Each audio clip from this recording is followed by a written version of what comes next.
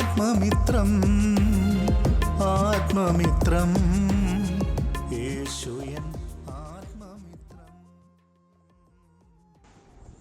Good morning. ഈ പുതിയ പ്രഭാതത്തിനായി ദൈവത്തെ സ്തുതിക്കുന്നു, മഹത്വപ്പെടുത്തുന്നു. ഈ രാവിലെ സമയം പുറപ്പാട് പുസ്തകം 15-ാം അധ്യായം 16-17 വാക്യങ്ങളൊന്ന് വായിക്കട്ടെ.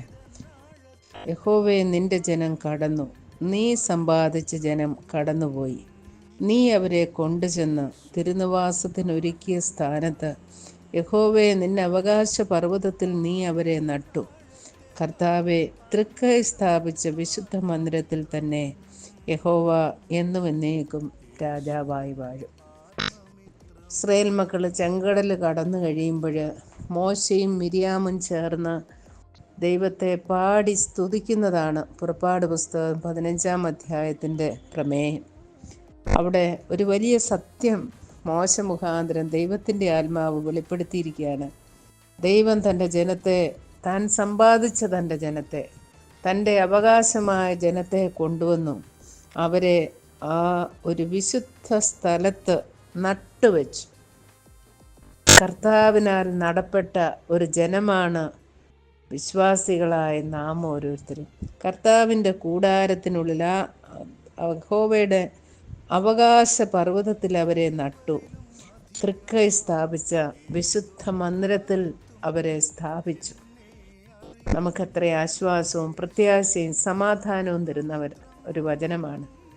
ദൈവത്താൽ വീണ്ടെടുക്കപ്പെട്ട ജനം ആ പാപത്തിൻ്റെ അടിമത്തത്തിൽ നിന്ന് കർത്താവിൻ്റെ രക്തത്താൽ വീണ്ടെടുക്കപ്പെട്ട ദൈവജനം കർത്താവിൻ്റെ ആലയത്തിൽ വസിക്കുവാൻ തക്കവണ്ണം അവരെ അവിടുന്ന് അങ്ങനെ നട്ടുവെച്ചിരിക്കുകയാണ്. അതോട് ചേർന്ന് 15-ാം സങ്കീർത്തനം ഒന്ന് വായിക്കട്ടെ. യഹോവേ, നിന്റെ കൂടാരത്തിൽ ആർ പാർക്കും? നിന്റെ വിശുദ്ധ പർവ്വതത്തിൽ ആർ വസിക്കും? നിഷ്കളങ്കനായി നടന്ന് നീതി പ്രവർത്തിക്കുകയും ഹൃദയപൂർവ്വം സത്യം സംസാരിക്കുകയും ചെയ്യുന്നവൻ, നാവുകൊണ്ട് കുരള പറയാതെയും തൻ്റെ കൂട്ടുകാരനോട് ദോഷം ചെയ്യാതെയും കൂട്ടുകാരന് അപമാനം വരുത്താതെയും ഇരിക്കുന്നവൻ, വഷളനെ നിന്ദ്യനായി എണ്ണുകയും യഹോവ ഭക്തന്മാരെ ബഹുമാനിക്കുകയും ചെയ്യുന്നവൻ, സത്യം ചെയ്തിട്ട് ഛേദം വന്നാലും മാറാത്തവൻ, തൻ്റെ ദ്രവ്യം പലിശയ്ക്ക് കൊടുക്കാതെയും കുറ്റമില്ലാത്തവന് വിരോധമായി കൈക്കൂലി വാങ്ങാതെയും ഇരിക്കുന്നവൻ, ഇങ്ങനെ ചെയ്യുന്നവൻ ഒരു നാളും കുലുങ്ങിപ്പോകുകയില്ല. ദൈവത്തിൻ്റെ അതിമഹത്തായൊരു വാഗ്ദത്തം ആ കൂടാരത്തിൽ നടപ്പെട്ട, അല്ലെ ആ കൂടാരത്തിൽ പാർക്കുന്നവർക്ക് ദൈവം വാഗ്ദത്തം ചെയ്തിരിക്കുകയാണ്.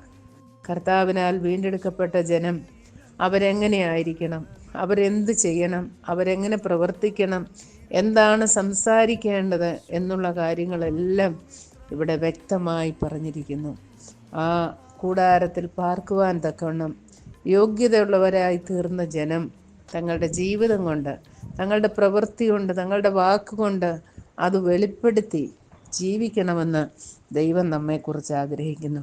ഈ പുതിയ വർഷത്തിൽ നമുക്ക് ആ ഉറപ്പോടെ, കർത്താവിനാൽ തിരഞ്ഞെടുക്കപ്പെട്ട ജനമാണെന്നുള്ള ആ വലിയ ബോധ്യത്തോടെ, ആ തിരുനിവാസത്തിലാണ് നാം വസിക്കേണ്ടതെന്നുള്ള ആ വലിയ ഉത്തരവാദിത്വ ബോധത്തോടുകൂടി ഈ കടമകൾ നിർവഹിക്കുവാൻ, ഈ ഉത്തരവാദിത്തങ്ങൾ നിർവഹിക്കുവാൻ ദൈവത്തിൻ്റെ പരിശുദ്ധാത്മാവ് നമ്മെ സഹായിക്കട്ടെ. നിഷ്കളങ്കരായി നടക്കുവാനും നീതി പ്രവർത്തിക്കുവാനും ഹൃദയപൂർവ്വം സത്യം സംസാരിക്കുവാനും നമുക്ക് തിരഞ്ഞെടുക്കാം.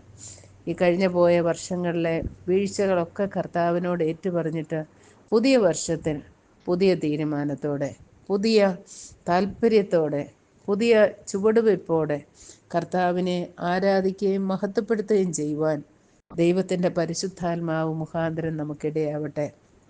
അതിൻ്റെ അവസാന വാക്യം, ഇങ്ങനെ ചെയ്യുന്നവൻ ഒരു നാളും കുലുങ്ങിപ്പോകയില്ലെന്നുള്ള വാഗ്ദത്തം. നാം ഈ ഭൂമിയിലെ പ്രതിസന്ധികളുടെ മധ്യത്തിൽ, ഭാരങ്ങളുടെയും ജീവിത സാഹചര്യങ്ങളുടെയും മധ്യത്തിൽ കുലുങ്ങിപ്പോകാതെ ഉറപ്പുള്ളവരായി, ആ 1-ാം സങ്കീർത്തനത്തിൽ പറയുന്നത് പോലെ ആറ്റിരിയത്ത് നട്ടിരിക്കുന്നതും തക്കകാലത്ത് ഫലം കായ്ക്കുന്നതും ഇല വാടാത്തതുമായ വൃക്ഷം പോലെ ഇരിക്കുവാൻ, ചെയ്യുന്നതൊക്കെ സാധിക്കുവാൻ ഈ പ്രമാണങ്ങളെ അനുസരിച്ച് കർത്താവിന് വേണ്ടി ജീവിക്കാം. അതിനായി ദൈവത്തിൻ്റെ പരിശുദ്ധാത്മാവ് ഓരോരുത്തരെയും സഹായിക്കട്ടെ. God bless you.